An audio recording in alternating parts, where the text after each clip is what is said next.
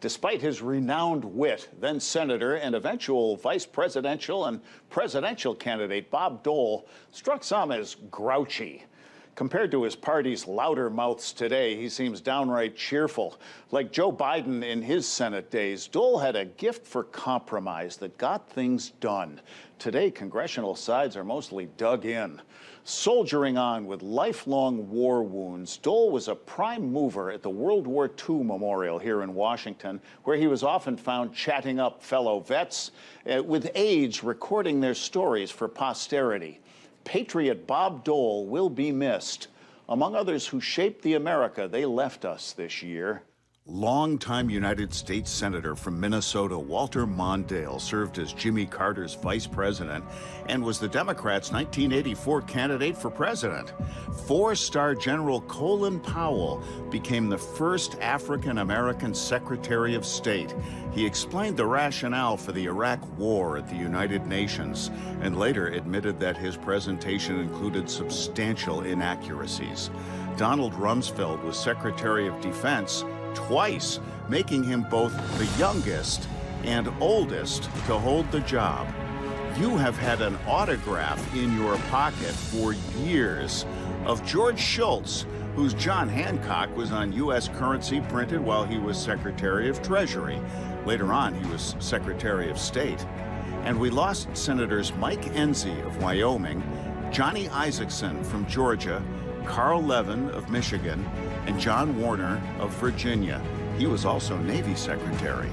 Ramsey Clark championed civil rights and liberties as Lyndon Johnson's Attorney General. He drafted the Fair Housing Act in 1968. His dad, Justice Tom C. Clark, resigned from the Supreme Court to avoid the appearance of conflict of interest involving cases the federal government might bring. To fill that seat, LBJ appointed Thurgood Marshall, first African-American to serve on the High Court. In 1972, with no end in sight to the Vietnam War, Ramsey Clark met with communist officials in Hanoi and publicly criticized American conduct of the war. In 1980, after Americans were taken hostage in Iran, he went there, violating the travel ban and criticizing the United States for supporting the Shah. After Max Cleland lost 3 limbs in Vietnam, he served as Georgia State Senator and Secretary of State and ran Veterans Affairs in the Carter administration before a term in the United States Senate. We often saw our Ed Schultz interviewed Richard Trumka, who was president of the United Mine Workers before becoming AFL-CIO president. Nobel Peace Prize laureate F.W. de Klerk was South Africa's last head of state from the era of white minority rule. He and his government dismantled apartheid. Hammer and Hank Aaron's 755 career home runs broke Babe Ruth's record and stood for the next 33 years. Another Hall of Famer was Tommy Lasorda, who managed the Dodgers for 20 years and won the World Series twice. Bill Verdon also had 2 World Series rings after playing for the Cardinals and Pirates and managing the Astros.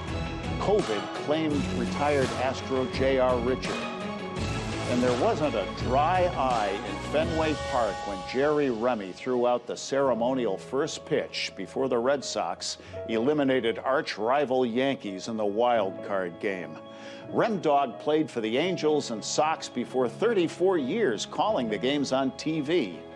As he was losing his long battle with lung cancer at 68, Jerry Remy warned, "Don't pick up the first cigarette because it's really tough to put down the last one."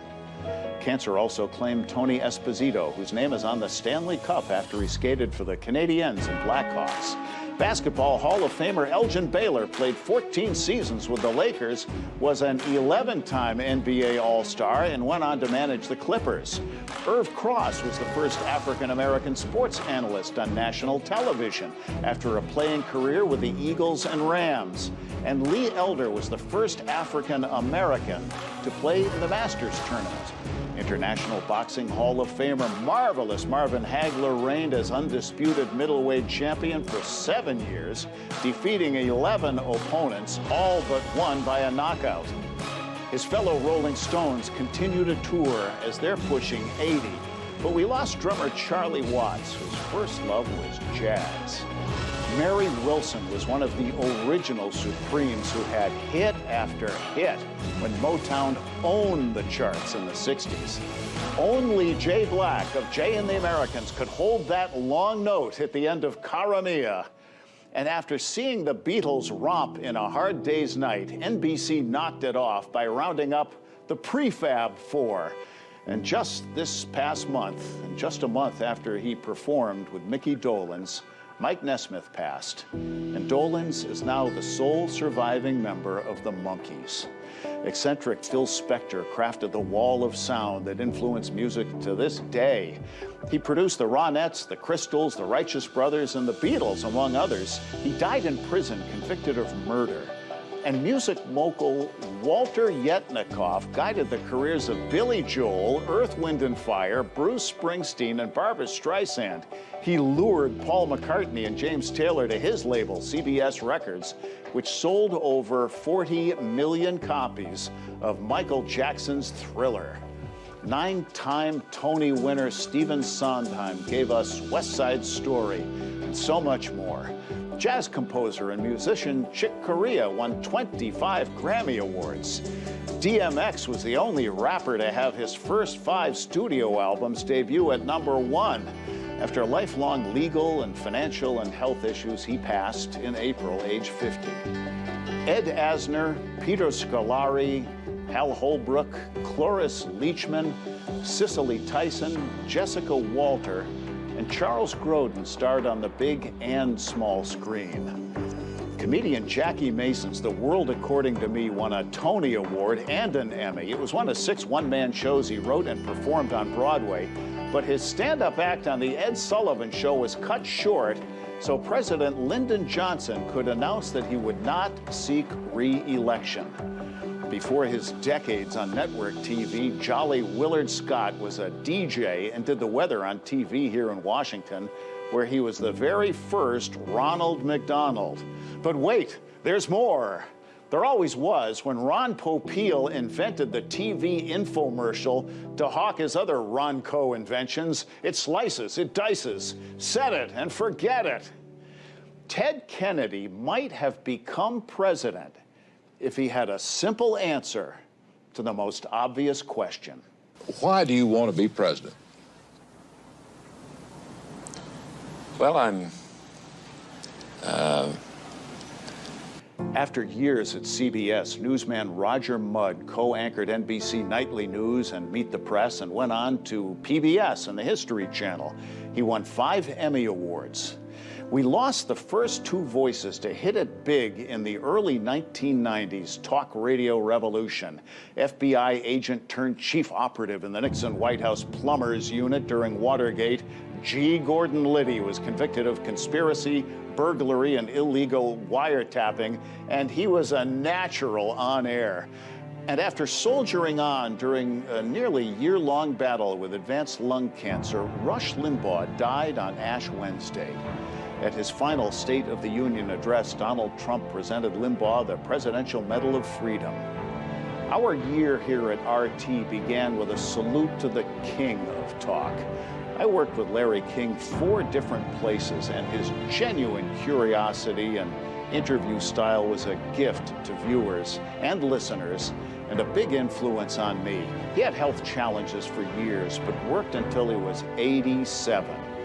Other radio talkers paid the ultimate price for scoffing at COVID and dissing the jab. Phil Valentine in Nashville and Mark Bernier and Dick Farrell in Florida were in their 60s. And when Prince Philip passed at age 99, the royal family feud paused amid several scandals, and the Queen sat alone in church, a pandemic muted farewell, very different than Princess Diana's funeral.